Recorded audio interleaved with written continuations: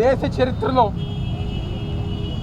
దేవుని కూడా రాజకీయాల కోసం వాడుకునే నీచమైన బుద్ధి సంస్కృతి ఉన్న నాయకుడు పార్టీ అని ఉందంటే అది చంద్రబాబు నాయుడు, తెలుగుదేశం పార్టీ, ఇప్పుడున్న కూటమి నాయకులు. సిగ్గు లేకుండా ఈరోజు ఎంతోమంది కోట్లాది మంది ప్రజానికం, కోట్లాది మంది భక్తులు వెంకటేశ్వర స్వామిని పూజించుకుని దైవంగా ఆరాధించుకునే వెంకటేశ్వర స్వామి ఒక ప్రసాదంలో పంది కొవ్వు కలిసిందని చెప్పని, జంతువు కొవ్వు కలిసిందని చెప్పని ఒక ముఖ్యమంత్రి స్థానంలో ఉండి ప్రపంచవ్యాప్తంగా వెంకటేశ్వర స్వామి భక్తుల మనోభావాలు దెబ్బతీసే విధంగా మాట్లాడిన చంద్రబాబు నాయుడు వెంటనే క్షమాపణ చెప్పాలని చెప్పి ఈరోజు వైఎస్ఆర్ కాంగ్రెస్ పార్టీ తరఫున మేము డిమాండ్ చేస్తున్నాం.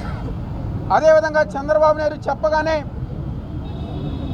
ఊపుకుంటూ వచ్చి ఇదే కనకదుర్గమ్మ దేవాలయంలో మెట్లు కడిగి నేను సనాతన ధర్మాన్ని కాపాడుతానని చెప్పని ప్రజానికానికి అబద్ధాలు చెప్పిన పవన్ కళ్యాణ్ మళ్ళీ నువ్వు ఇదే కనకదుర్గమ్మ గుడికి వచ్చి మళ్ళీ అమ్మవారి మెట్లు కడిగి ఈ ఆంధ్రప్రదేశ్ రాష్ట్ర ప్రజానికానికి నువ్వు క్షమాపణ చెప్పాలని చెప్పని ఈరోజు వైఎస్ఆర్ కాంగ్రెస్ పార్టీ తరఫున మేము అందరం గారు డిమాండ్ చేస్తున్నాం. ప్రభుత్వ పరిపాలన చేతగాక, సంక్షేమ పథకాలు అందించలేక ఈరోజు దేవుని కూడా రాజకీయాల కోసం వాడుకుని ప్రసాదం ఒక నాణ్యత, ప్రసాదం ఒక ప్రతిష్ట దెబ్బతినే విధంగా, దిగజార్చే విధంగా ఈరోజు చంద్రబాబు నాయుడు, పవన్ కళ్యాణ్, ఆ కూటమిలో ఉన్న మంత్రులు, ఎమ్మెల్యేలు సిగ్గు లేకుండా ఈరోజు విమర్శించడం జరిగింది. గత సంవత్సరం సెప్టెంబర్లో మాట్లాడారు చంద్రబాబు అంతా గారు ఒక డైవర్షన్ పాలిటిక్స్. ఆ రోజు వరదలు వచ్చి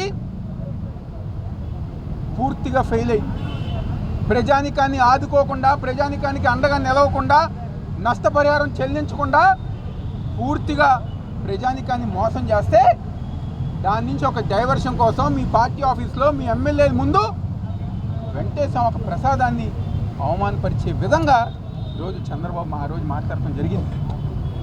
ఆయన మాట్లాడగానే ఆయనకు సంబంధించిన ఎల్ఏ మీడియా, ఈనాడు కానివ్వండి, జ్యోతి కానివ్వండి, టీవీ5 కానివ్వండి, వీళ్ళందరూ గారా మమ్మల్ని, మా పార్టీని, మా నాయకుల్ని, లేకపోతే ఆ రోజు చైర్మన్గా పనిచేసిన సుబ్బారెడ్డి గారు కానివ్వండి, కరుణాకర్ రెడ్డి గారు కానివ్వండి, ఇష్టం వచ్చినట్టుగా రాతలు రాశారు.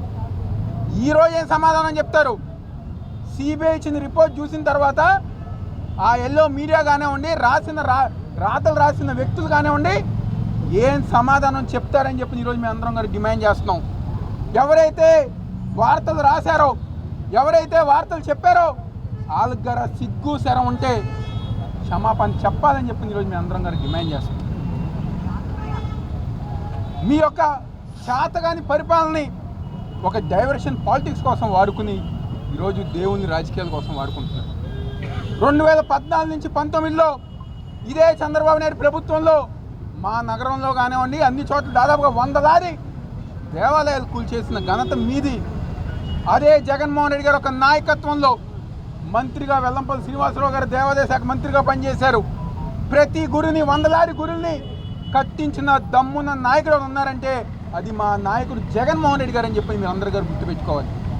ఈరోజు హిందుత్వం కానివ్వండి, హిందువుల మనోభావాల్ని పెంచే విధంగా పరిపాలించిన నాయకుడు ఉన్నారంటే అది వైఎస్ జగన్మోహన్ రెడ్డి గారు. టీటీడీ యొక్క గొప్పతనాన్ని ప్రపంచవ్యాప్తంగా మరింత ఎక్కువగా తీసుకెళ్లిన నాయకుడు ఉన్నారంటే అది మా నాయకుడు జగన్మోహన్ రెడ్డి గారు.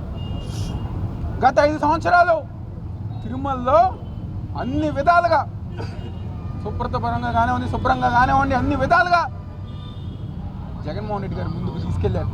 ఈరోజు ఏంటి, ఏ రోజైతే మీరు లడ్డూ గురించి మాట్లాడారో అక్కడ పరిపాలన చేతగాక వైకుంఠ ఏకాదశి పోయిన సంవత్సరం మనుషులు చనిపోయారు. ఈ సంవత్సరం వైకుంఠ ఏకాదశి చేయలేక చేతులు ఎత్తేసారు. ఇది మీ పరిపాలన.